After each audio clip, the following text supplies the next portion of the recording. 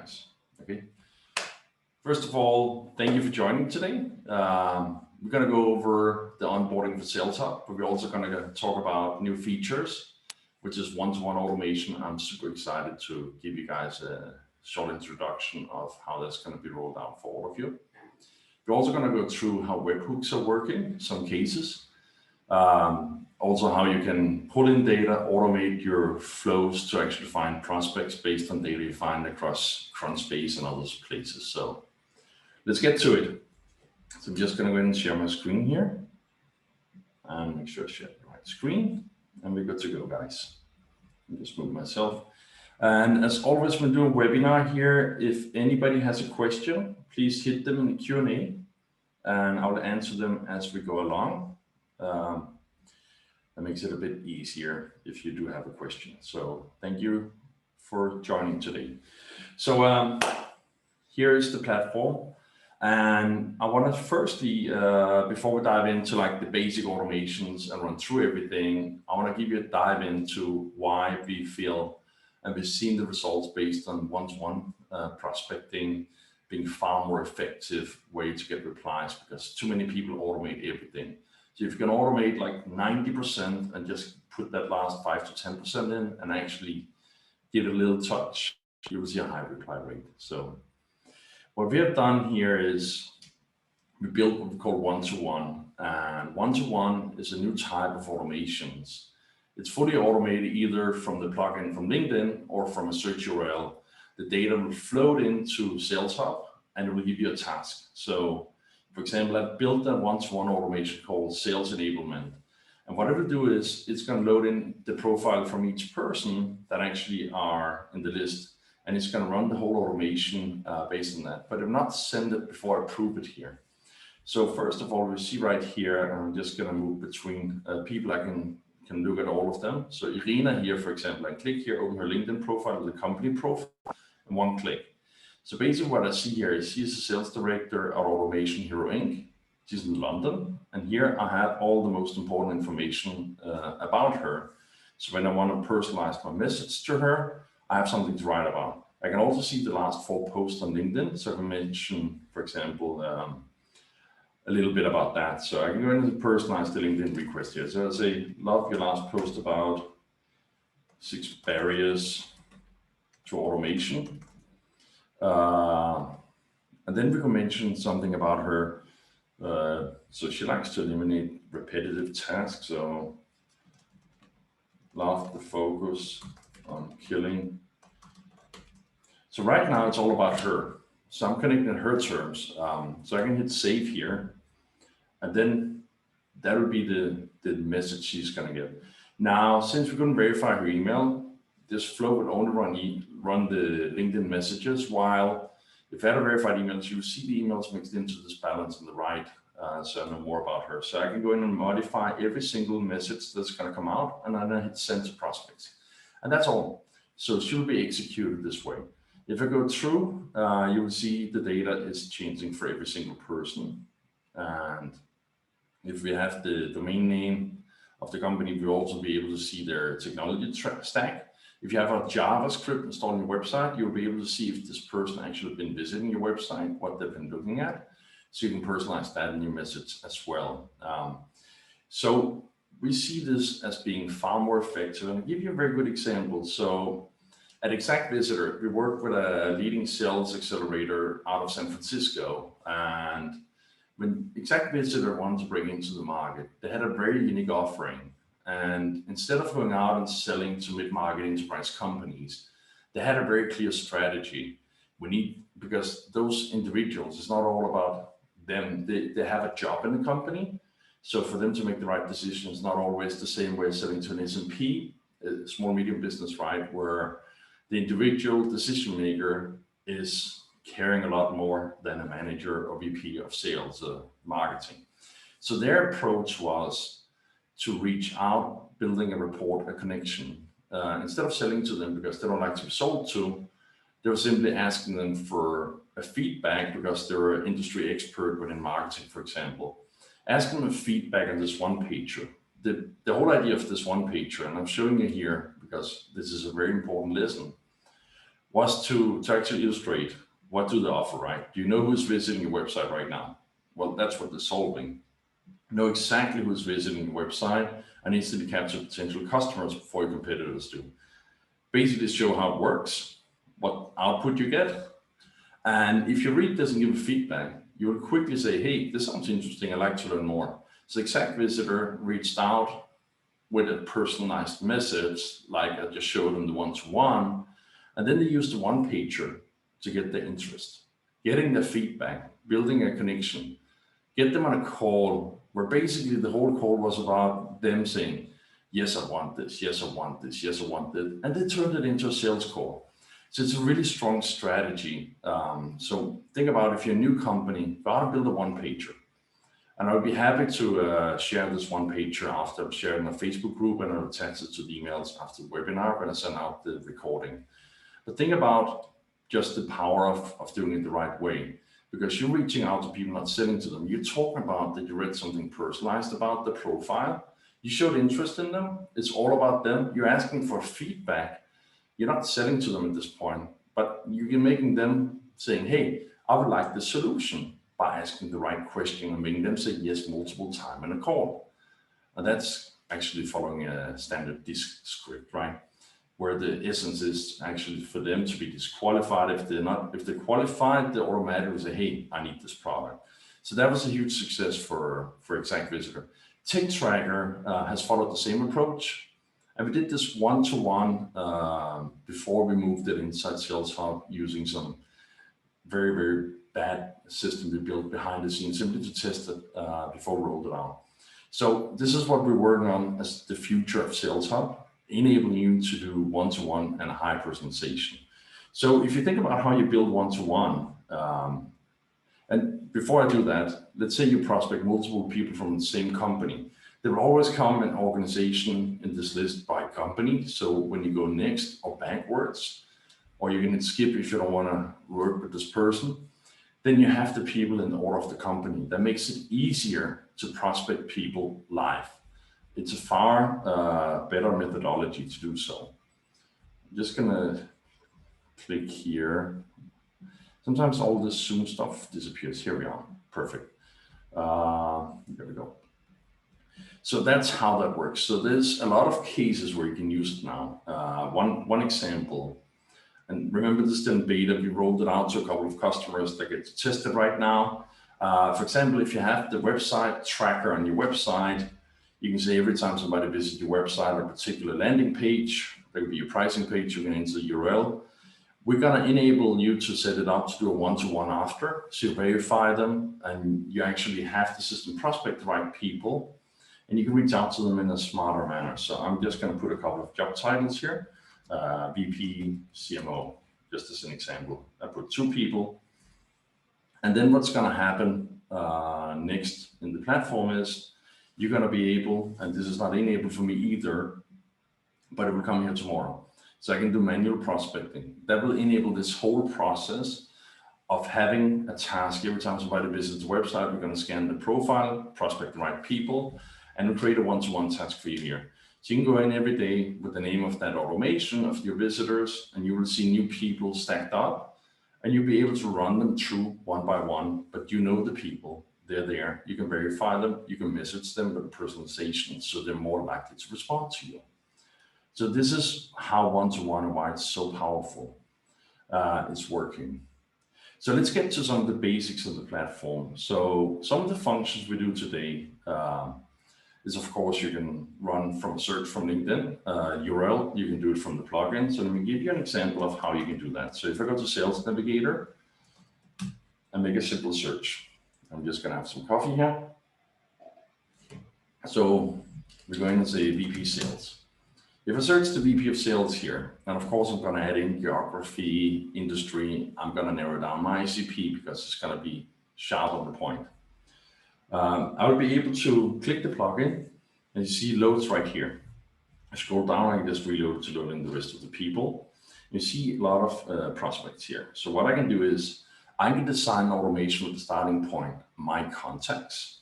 And from here, I can call that automation that I built, and I can just say, okay, I want to add Ross here to that automation. I want to add Rochelle. So they automatically are one-to-one prospecting here, but they go directly into an automation and I don't need to do more. It's fully automated.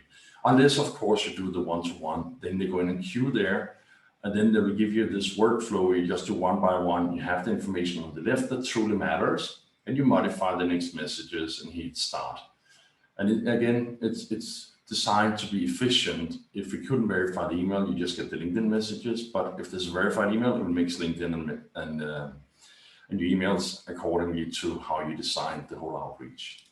So that's again how simple it is. There's also another way you could say, okay, I want to run this entire search. I want to prospect them, reach out to them. So what I can do is I can go in and build a new automation. And I go in and say, this is a LinkedIn Sales Navigator search. So I put in the URL. I want to download the first 1,000 people.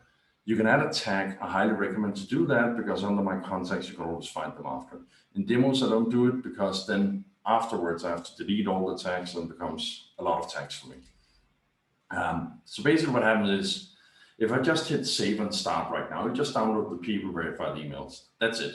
And then you can export it as you like. If you want to do more and really make it more powerful, first of all, you'll be able to say, I want to do one-to-one.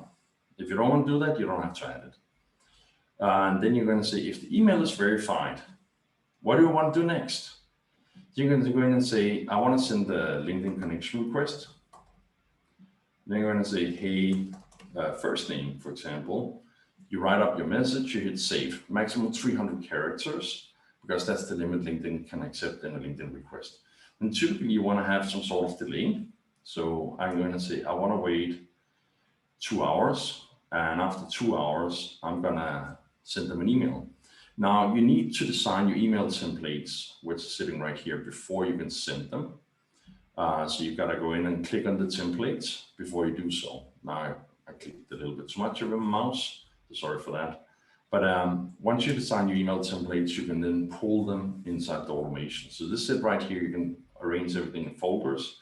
And again, it's super straightforward. Sorry if my computer runs a little bit slow here. Been a pain in the ass today. So you go in and design your template, basically give it a name, you use the merge tag, you hit save, and then you can use it. You can put it in a folder, and then you have it better organized. So if we go back to automation as we were doing just before, then we can start adding, it auto saves the automation. So as I left it right here, you see I'm back. So we didn't lose it. That's another good thing. So I search sales enablement. That's the one we just built here. I'll say what email I'm sending from, and that's basically it. And then I can go in and say, I want to wait a couple of days. So I wait 2 more days, for example, or 3 more, let's say 4 more days, because we want to give them time to accept you on LinkedIn. And after 4 days, we're going to send a LinkedIn message. Then you sign your message with the purpose of them to get to respond to you. It depends on what industry you're in, what strategy you're going to use. Again, some companies, if it's small businesses, you can really do direct sales. If it's larger, you're going to build a connection rapport and connect with them before you actually sell to them. Obviously, that's far more effective. Then you hit apply, then you add all the messages, the delays, and you mix it as you like. And then we recommend very much to do the withdraw request in the end. So what happens with this function is, if people didn't accept you, we will withdraw the LinkedIn request so you don't have too many outstanding LinkedIn requests on your account.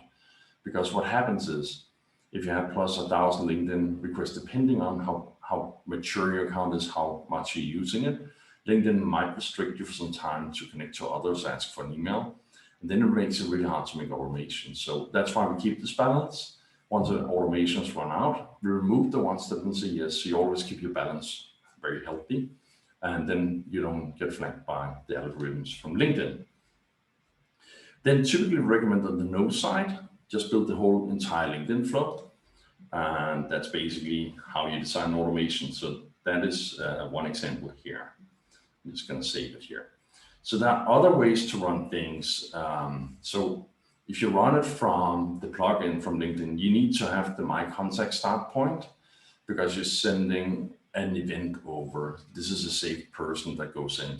The same if you run to a webhook, you need to run My Contacts. If you send up a list of companies, you can say My Companies, and then based on the company name, we will go to LinkedIn Sales Navigator, If you have a Sales Navigator account, that is required for doing so. But then we'll search the job titles. You type in here CMO, CEO, etc., and then you can design your entire flow. Why I'm showing you this right now, let's say I just want to do this, but I have the ability, for example, to go to Crunchbase. You see here, it should be in one of my tabs. So if I go to Crunchbase and I build a list of investors, these are companies. The problem is, let's say I want to find an angel investor. Now I have 170,000 funds. That's way too many. So I'm going to narrow it down and say, okay, investor details. And let's just wait here for it to show up. So basically, when I type in investor details, I want to say what investment type or investment stage actually do they do. So if you're early, you want to find seed investors. If you're late stage, you want to find, of course, a Series A and so on and so forth. So you can go in and say, okay, I want to find individual angels. I want to find XYZ, and you can search and export the CSV. The reason why you want to do that, and I'm just going to show you how you will do that right now. So I export this list of, this is 30,000 people. So these are actually people. But if I did it with companies, that would be the purpose of this example. So let's remove individuals, angels, and go in and say, okay, I want to find micro VCs. So I search here and I export it to a CSV and I get 1,000 companies here. Then what I can do in Saleshub, and think about, you can use this example in so many ways. I can go into my contacts and I can import a CSV file of companies. Then what I do next is I'm going to take the CSV file that I just downloaded. Investors something 11, here we are. That was not the one. We need to find the newest file. Timestamp, this is the one. So I will hit upload, and then what's important here is I need to match the company names, the organization name has to match with company name. So we got to find company name in this list. I've been doing this a lot today, so it should be, sorry, that's the one at the top. And typically what I will do is I'll put location on the city, so it looks nicer inside the platform. Then I hit OK. In this case, I don't want to import them. But if you did, then it will show up after under my companies. And then from my companies, what you can do is, and I'll show you again here as an example, I can select the companies that I just imported. Typically, what I will do out on the left, I will put the filter when they were created. So I will put in companies created today. I will hit filter, and then I'll select those companies that are created today. I will say add to an automation. I'll take the automation name, hit add to automation, and then it will be enrolled. Then it will take 50 companies a day, run them through Sales Navigator, auto prospecting. And then if you build an entire flow, what happens after, you can take data from Crunchbase, who's just recently funded. You can reach out on a campaign to them. If it's VCs you're looking for, you can do it that way. The same principle applies if you import contacts. You can build an automation with the contact starting point, and you can just import the list of people, as you also saw in Crunchbase. You could export, and you can say add to an automation. So basically, I could take the LinkedIn Angel Outreach here, say add to an automation as an example. You see right now it's searching. This is actually because that automation that I'm talking about, where enrolled companies in, it's running right here, right now in the background. I started it an hour ago, and it keeps running in companies to search them one by one. So this is another use case. And of course, you can design it out with LinkedIn messages and everything. Now, if you think about further steps, you can build automations. Every time somebody joins a webinar like we do today, I can make an automation from Zapier. So basically, I'm going to say every time somebody joins a Zoom meeting, I can say every time there's a new registrant, I want to make a webhook by Zapier and a post. And why we do that is every time somebody sign up for the webinar, there can also be a meeting in Calendly, it can be new entries to Airtable, it can be a form they fill that is integrated with Zapier. You can automate anything you want with Saleshub. So we can set this data to Saleshub, and I'll show you how you do that. So basically what you need to do is, first of all, you need to close this one. You can go to integrations, and under integrations, you can design a webhook. And webhooks, there are two types. So first of all, you can decide, is it a person you're sending in or a company? Because it's two different workflows. Companies, it's we send them into my companies, we sign them to an automation with auto prospect, and then you run the flow. While my contacts, well, the basic details, it can be first name, last name, company name, we find the email for you. And then it runs through. So it does email double verification live, and I can go very deep into that. But since I mentioned it, when we download data from LinkedIn, the process is the same here. We move in the first name, last name, company name, job title, location. The company name we enrich with TechTracker.io to get the domain name. Then we run a search on the email if there's a catch-all. So if it's abcdefg at hooli.com, then we see it's deliverable. We know they have a catch-all, so we cannot say what the verified email is. Then we run a second step. If there wasn't a catch-all, we try, for example, first or last name at hooli.com. And if we get a delivery there, then we know that's the email. If it's not, then we get that it's not delivered. The problem is when you do it second or third time, if it's a Microsoft Office 365 hosted email, they will write back saying, hey, this email is deliverable. So we get a false positive. That's why we introduced, as far as I know, we're the only one in the market running double verification. So we have a delay. That's why it takes longer to find emails. Run a second subset of servers and IPs and run another test if that email then is deliverable. So we can say for a fact that is verified or not. So that's how the email verification is working. Now, if we design our webhook, I'm just going to close this here. Then I can say, I want to send them into this, this automation that I designed for God knows who what. So I save that, and then I go into my webhook URLs here, and I take the URL, then I go into save here, and then I can simply just build it, use it as a post, and then our help desk, there's an article. If you search webhooks, it will say what field names you have to match. So it's super simple. But that gives you the ability to take any form, any sign up, anything, and automate it. I'll give you an example. Let's say using Pipedrive, HubSpot, or any other CRM. You can make a drop down if you have a book demo, and you can have a function saying when it's no show, then it triggers here, and it sends that details over to Saleshub, and then you have like an automation saying if it's a no show, we're going to reach out on LinkedIn and email to this person trying to rebook the meeting 100% automated. So your sales rep, instead of doing that manually and maybe miss the person later, you can just have to drop down and say no show, and you do with the webhook through Zapier, it goes over to Saleshub, and then you have an automation built for that, and it will automatically send out the link, the calendar link or whatever system you're using, Chili, Piper, or forgot all the names. There are so many today, but calendar seems to be the biggest one. Then you can have the system automatically do the follow-up for you, and that actually in the end you're going to convert more. So those are some like the really cool things we've done now. So that's the introduction to webhooks. So unlimited use cases, basically anything where you get valuable data over to Saleshub, automated. Or automated to the sense that you do a one-to-one, crawl the profile and you get full overview, and then you can run through it. So let me close the one page and close this. So we built, of course, we have a bunch of email templates. So basically, every time somebody visits our website, we now run the one-to-one and they get an email, for example, this one. And we designed these for internal use. So it goes, hey, first name, you never heard of me. Hi, I'm Jasper, but I've seen a few visits on Saleshub from your organization. And the goal is we actually add some manual steps on top. So we add a little bit of context to them, where we then point out a recent post or something that they write about me to make them trigger to want to read it. So again, that's where the one-to-one makes people saying, hey, this is not automated. This is somebody who cares, that did the research. What they're offering sounds interesting. I'm going to reply. So your reply rates go up 3 to 4 times.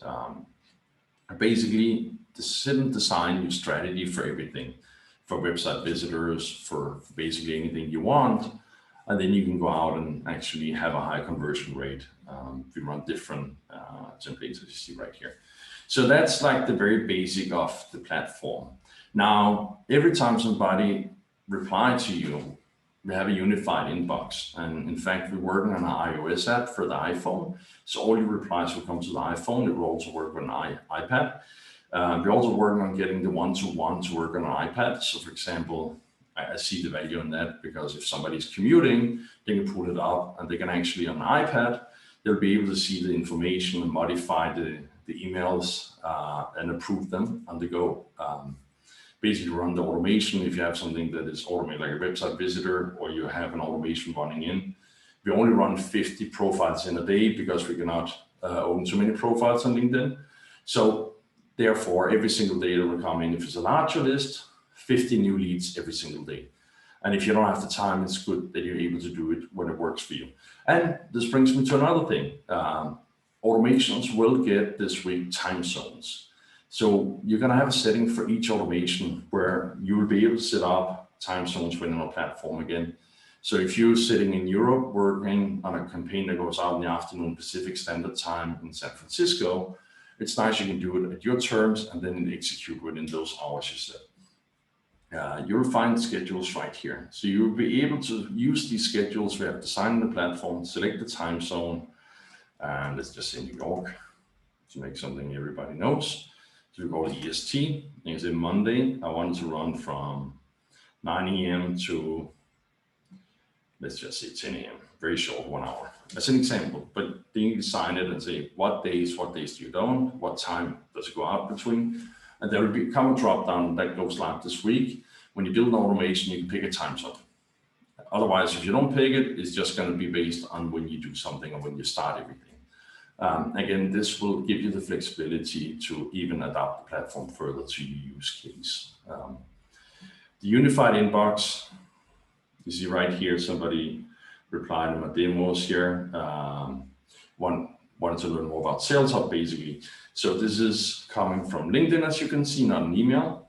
So I have the ability to reply here. What's smart about it is if you use Sales Navigator on regular LinkedIn, Sales Navigator has its own inbox versus LinkedIn. So if you sit on LinkedIn, you might miss the Sales Navigator reply. We pull all that information together with emails, so you can handle all those emails on LinkedIn replies from one place. So it's not a live chat, but you can reply from here. And it gives you a good to-go list, so you know these are the ones you hit outbound. It's only originating from Saleshub, what you see in this inbox. It's not information that comes from anywhere else. So if you have a random chat on LinkedIn, it will not show it here. It has to originate from our end. So that way you have a workflow of what matters. So every day you own your inbox and you reply everything. And again, that makes you having a focus on what matters to close more. Once somebody replied positive, if you have an integration, Pipedrive or HubSpot, whatever CRM you're using, you just did Pipedrive, and now this person is added to Pipedrive. So I can start working one-to-one in Pipedrive because this is a qualified lead, for example. So again, super simple. If I go into my contacts, this is where you manage all your contacts. So I can go in and search. I've put a bunch of angels here because we're doing some tests. So basically, these are the one with the angel tag, angels.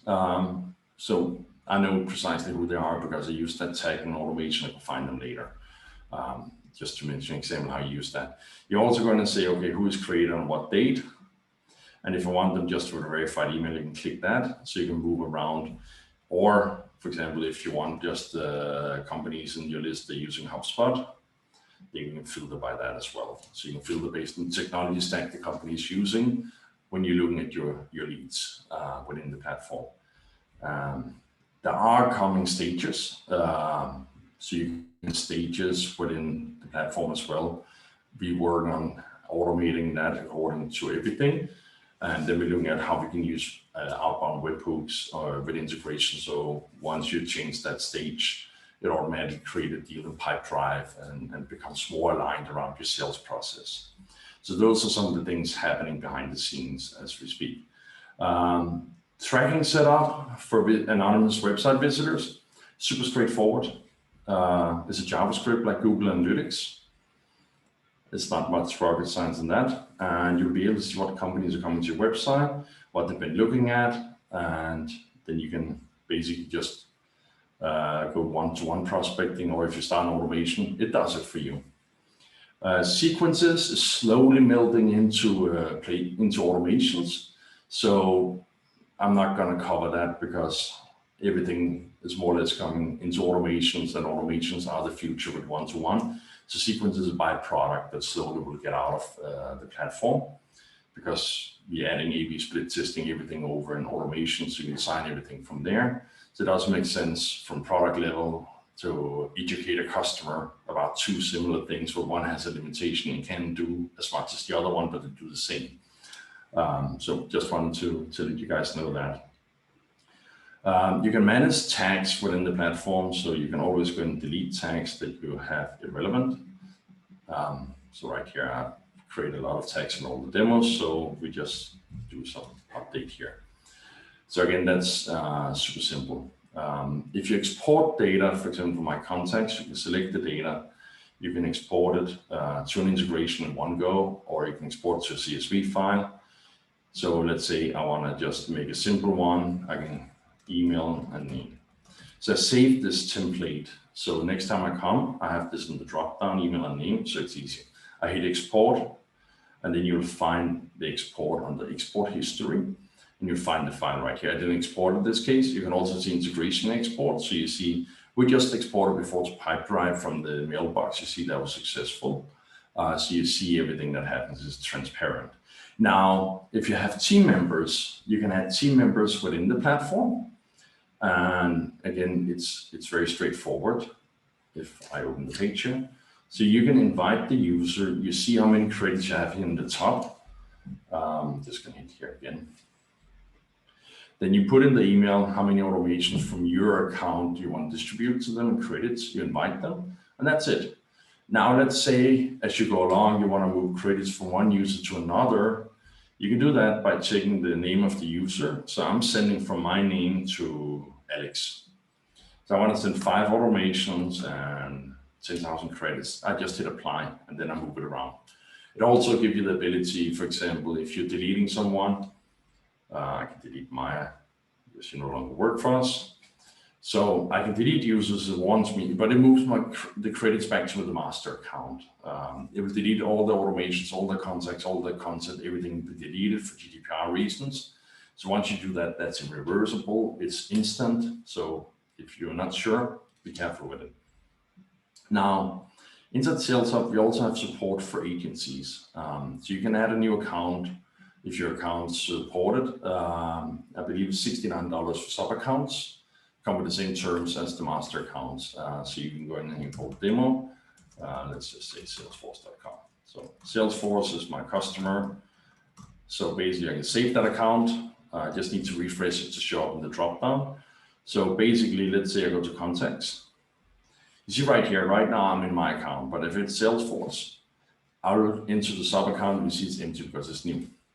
So right now I'm inside it's an identical account, but as the admin, I can manage it.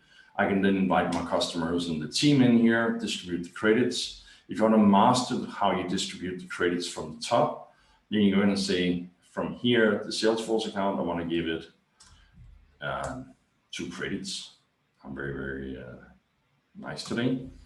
And 1 automation. So I can set that limit. So now in their sub account, you can control how much each customer having in the sub account and how much that left is shown percentage here. So it's super simple. Again, the customer will not be able to see the drop down, they'll not see the billing details, so they don't know what you're paying for it. You see it's also gone for me here because I'm in the sub account. So I have to go back to the master account actually to see all those details.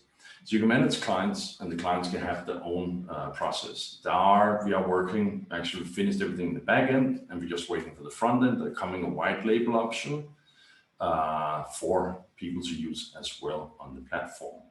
So you can have your own domain name and your own logo on Saleshub. So that's something we'll be releasing when the front end get to it. They just came back from their annual vacation today. So backend has been working a lot of APIs, a lot of work for them. So right now they have like a huge list that they need to execute daily. So you see a lot of updates coming in the next days actually. I think that's pretty much covering what you need to know around the platform. I think the last thing that I didn't touch was integrations. So you can integrate with your favorite CRM. I don't use HubSpot anymore, so I turn it off. but it's simply just depending on the CRM, there's a login or API key you're going to add, and then you're logged in directly. And then you control what you're adding. If you have a Tick Tracker account, then you need to add your API token. And with Tick Tracker, you can build automations based on the alerts you have in Tick Tracker. So every time somebody's adding, and I take that from my alerts, every time somebody adding lead feeder, I can auto prospect in job titles on LinkedIn and build the whole automation saying, hey, I know you just installed lead feeder. This is how we can do it better. And then I get to talk to really sales qualified leads. If you're a consultant looking for companies using particular things, I can say every time somebody is using a technology, so I can go in and say either one-off or all-off, so I can put multiple technologies, so it's got a match. If I say one-off, then it's just one of them. So I can say HubSpot. If you use HubSpot and, for example, Salesforce, that happens too.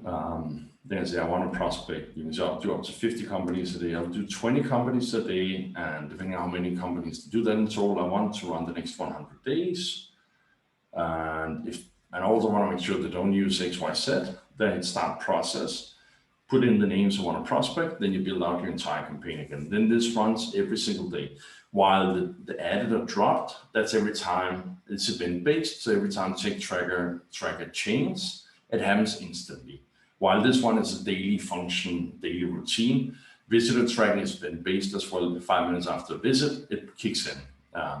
I highly recommend when we release to all of you the one-to-one to actually add that for visitors, because then you get to verify them before you email them. You might not want to have a great automation running that might scare off a great customer as well.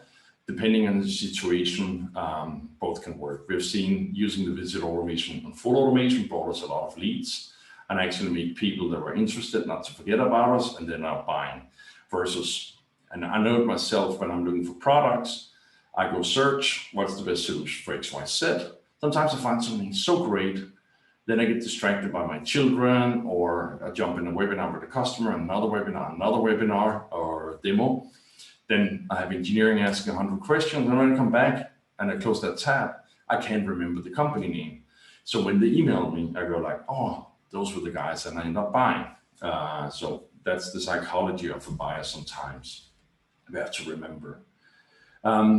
If anybody has any questions, please ask them in Q&A.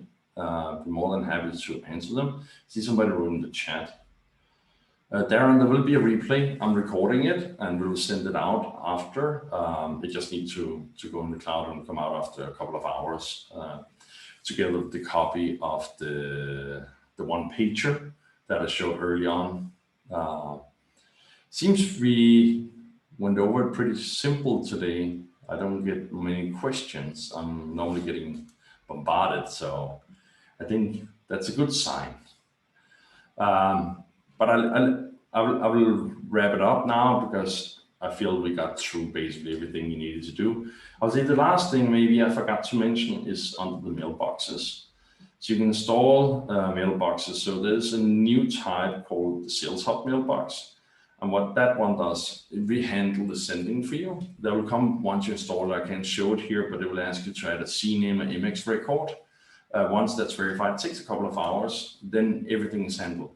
Now, there's one thing to remember. If you're using the Saleshub mailer, a mailbox that will be sending from your domain, it will only send to verified emails to preserve the sender score. So if it's not a verified email by our system, it will not go out.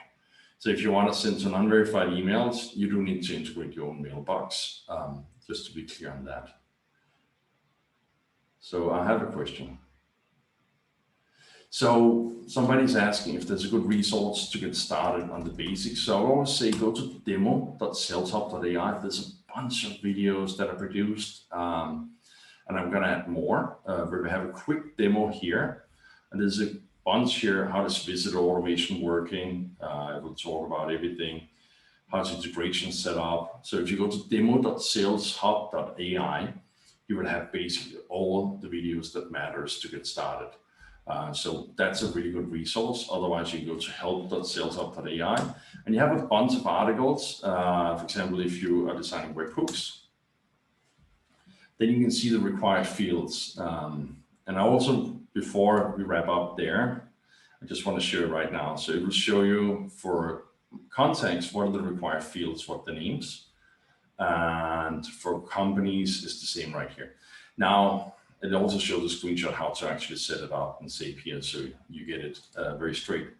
I do recommend to check out our blog once in a while.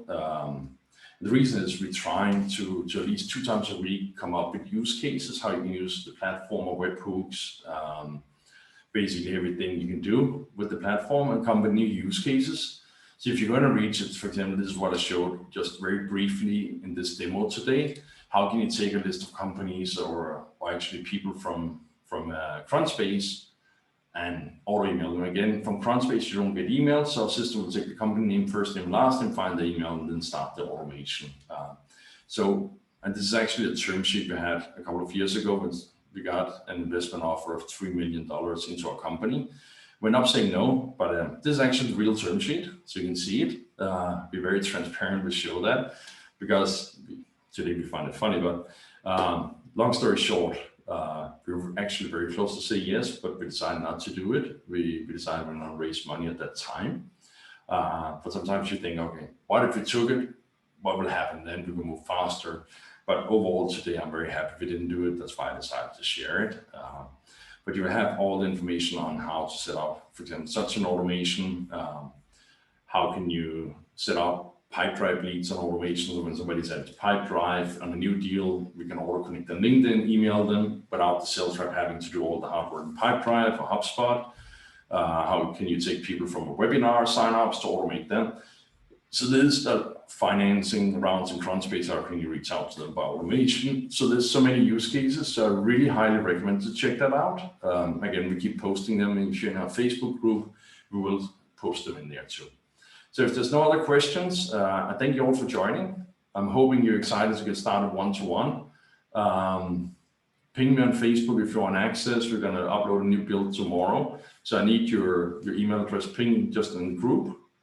And then we'll make sure you get added into the beta of one-to-one tomorrow at some point. We'll upload the new build where we can release it to a few more beta testers. So since you joined the webinar today, you understand how it works, and we will love your feedback as well. So go to our Facebook group. If you haven't joined yet, you will get the invite once you join Saleshub, and then you'll be able to just make a post that you love to get on the beta on one-to-one. Send me your email and we get you up. But I need it by tomorrow morning, because then the front end team can add you in. Okay, thank you so much and have a wonderful day, and thank you for joining.